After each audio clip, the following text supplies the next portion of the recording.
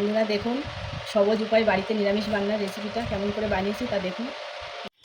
নমস্কার বন্ধুরা, এই যে দেখুন বন্ধুরা, এটা কী ডাঁটা বলে আপনারা জানি না, আমাদের এখানে এটাকে সরষের ডাঁটা বলে, যেটাকে আমরা শাক খাই।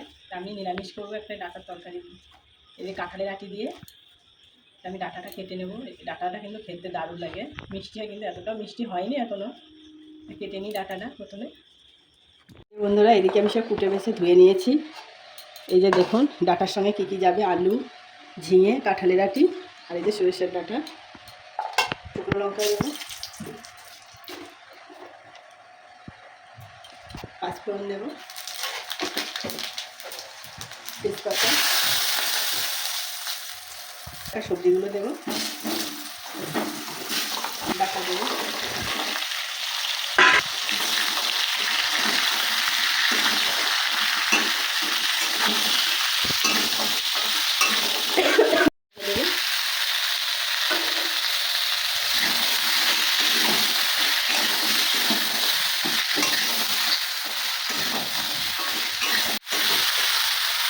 লবণ, হলুদ গুঁড়ো,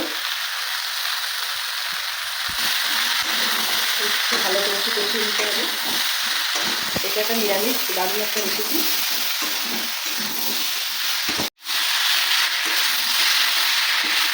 এই যে বন্ধুরা একটু ভালো করে একটু কষিয়ে নিয়েছি, জল ঢেলে দেবো।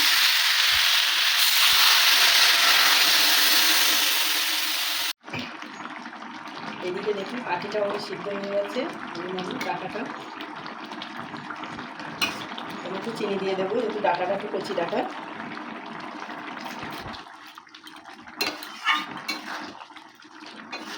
জলটা একদম শুকিয়ে নেবো, একটু চচ্চড়ি মতনই হবে।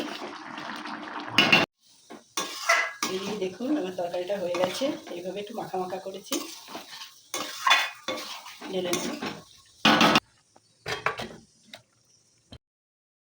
এই যে বন্ধুরা দেখুন আমি যে সরষের ডাঁটাটা রান্না করেছি, এই যে রান্না হয়ে গেছে একদম নিরামিষে।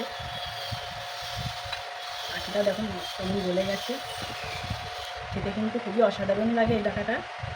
তা বন্ধুরা আজকে রান্নার রেসিপিটা কেমন হলো অবশ্যই কমেন্টে জানাবে, আর নতুন বন্ধু হলে অবশ্যই সাবস্ক্রাইব করে পাশে থাকবে।